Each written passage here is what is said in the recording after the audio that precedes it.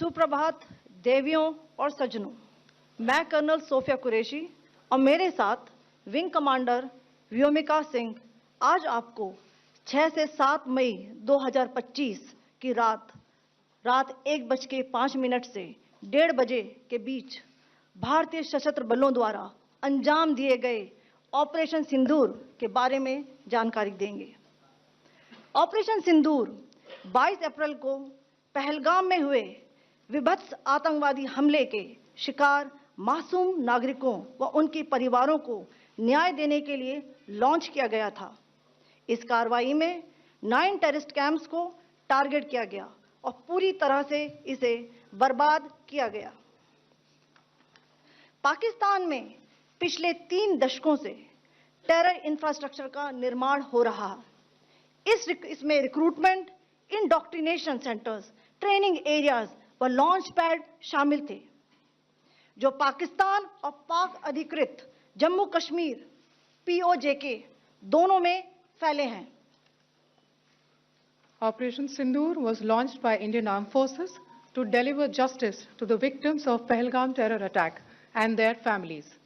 9 terrorist camps were targeted and successfully destroyed.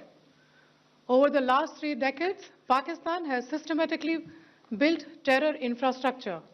It is a complex web of recruitment and indoctrination centers, training areas for initial and refresher courses, and launch pads for handlers. These camps are located both in Pakistan as well as Pakistan-occupied Jammu and Kashmir areas.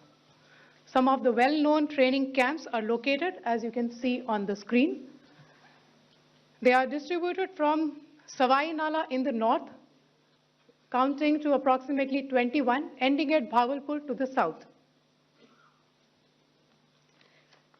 इन लक्ष्यों का चयन विश्वसनीय intelligence सूचनाओं के आधार पर हुआ ताकि आतंक गतिविधियों की रीढ़ तोड़ी जा सके, और यह खास ध्यान दिया गया कि निर्दोष नागरिकों और सिविलियन इंस्टॉलेशन को नुकसान न पहुंचे।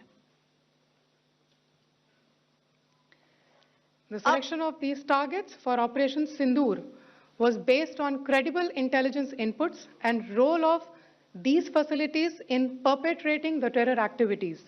The locations were so selected to avoid damage to civilian infrastructures and loss of any civilian lives. This was done with due diligence, and the camps selected for targeting and their engagement will now be shown to you one by one. POJK के target मैं आपको बताना चाहूंगी। सबसे पहले सवाई नाला camp Muzaffarabad, जो कि POJK के लाइन ऑफ कंट्रोल से 30 किलोमीटर दूर है। यह एक लश्कर तौयबा का ट्रेनिंग सेंटर था। 20 अक्टूबर 2024 सोनमर्ग, 24 अक्टूबर 24 गुलमर्ग, 22 अप्रैल 2025 पहलगाम, इन हमलों के आतंकियों ने यहीं से प्रशिक्षण लिया था। सैयदना बिलाल कैंप मुजफ्फराबाद, यह एक जैश मोहम्मद का स्टेजिंग एरिया है। यह हथियार, विस्फोटक और जंगल सर्वाइवल ट्रेनिंग का केंद्र भी था। गुलपुर कैंप कोटली, यह LOC से 30 किलोमीटर दूर था। लश्कर तौयबा का बेस था, जो रजौरी, पुंछ में सक्रिय था। 20 अप्रैल 2023 को पुंछ में और 9 जून 2024 को तीर्थ यात्रियों के बस हमले में यहीं से आतंकी को ट्रेन किया गया था।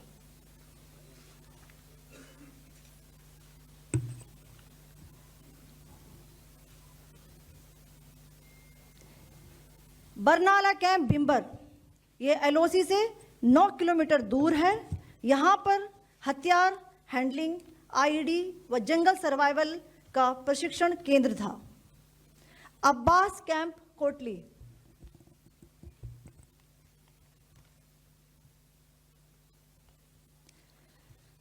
यह LOC से 13 किलोमीटर दूर है। लश्कर तौयबा का फिदाइन यहाँ तैयार होता था।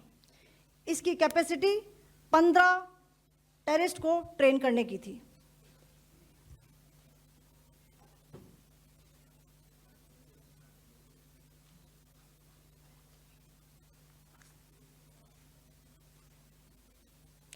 अब मैं पाकिस्तान के अंदर के टारगेट से अवगत कराना चाहूंगी। पहला, सर्जिकल कैंप सियालकोट। यह अंतर्राष्ट्रीय सीमा से 6 किलोमीटर की दूरी पर है, सांबा कठुआ के सामने।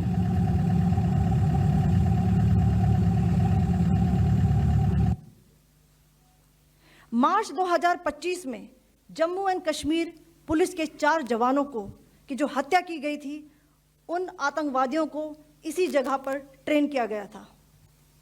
दूसरा, महमूना जाया कैंप सियालकोट। यह 18 से 12 किलोमीटर आईबी से दूर था।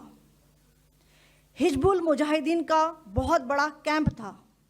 यह कठुआ जम्मू क्षेत्र में आतंक फैलाने का नियंत्रण केंद्र था। पठानकोट एयरफोर्स बेस पर किया गया हमला भी इसी कैंप से प्लान और डायरेक्ट किया गया था। मरकज ताइबा मुरीद के, यह आईबी से 18 से 25 किलोमीटर दूरी पर है। 2008 के मुंबई हमले के आतंकी भी यहीं से प्रशिक्षित हुए थे। अजमल कसब व डेविड हेडली भी यहां ट्रेन हुए थे।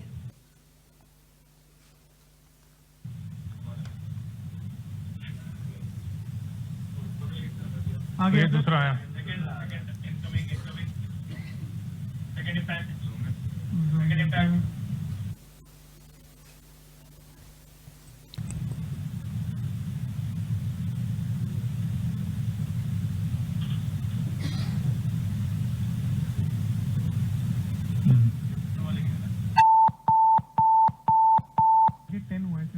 टारगेट 10 हुआ, एंक्लोजर सेम ही है। 7 it is hit the target. हाँ हाँ।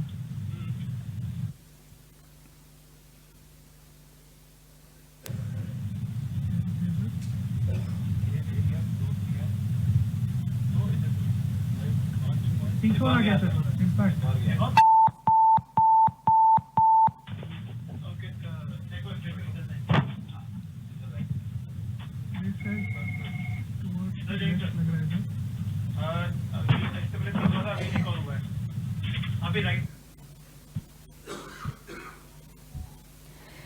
मरकज सुभान अल्लाह भावलपुर, यह इंटरनेशनल बाउंड्री से 100 किलोमीटर दूर है। जैश ए मोहम्मद का मुख्यालय था। यहाँ पर रिक्रूटमेंट, ट्रेनिंग व इंडॉक्ट्रिनेशन का केंद्र भी था। शीर्ष आतंकी अक्सर यहाँ आते थे।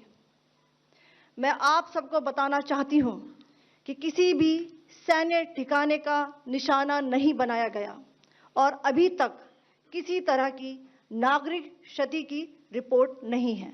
धन्यवाद। जय Hind. The strike on the terror camps were undertaken through precision capability, as shown to you. A niche technology weapons with careful selection of warheads was ensured